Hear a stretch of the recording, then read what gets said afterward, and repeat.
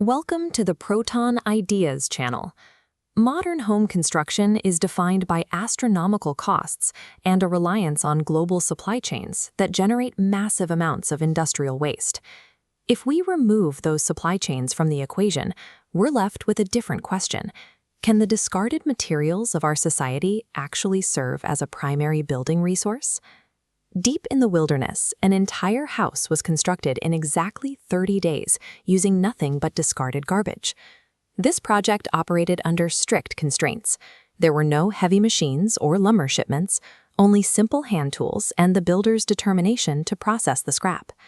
True self-reliance is less about purchasing premium survival gear and more about how we view and utilize the raw materials society throws away.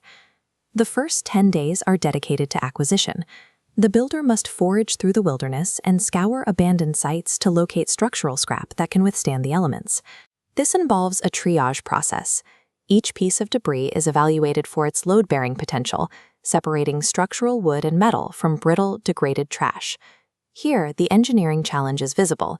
Irregular geometric shapes must lock together to create a level horizontal plane on the uneven forest floor. By carving modified contact points, the scavenged materials sit perfectly flush against the ground, stabilizing the entire site. A secure foundation in the wilds demonstrates that structural integrity depends on how a builder places and joins materials, not the prestige of where they were purchased. As the build moves vertical, the challenge shifts to framing. The builder must create straight, secure walls without the benefit of factory-standard uniform lumber. To solve this, the builder uses friction joinery. Specialized joints carved into curved scrap allow them to slide and lock tightly without nails.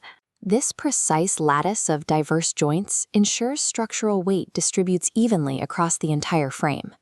The resulting structure integrates a variety of wastes, from old shipping pallets and metal poles to fallen hardwood branches found on the forest floor.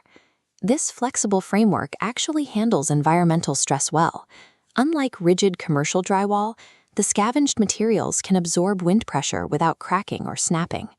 This style of framing requires the builder to adapt the house's design to the materials found, rather than forcing the materials to fit a preset blueprint.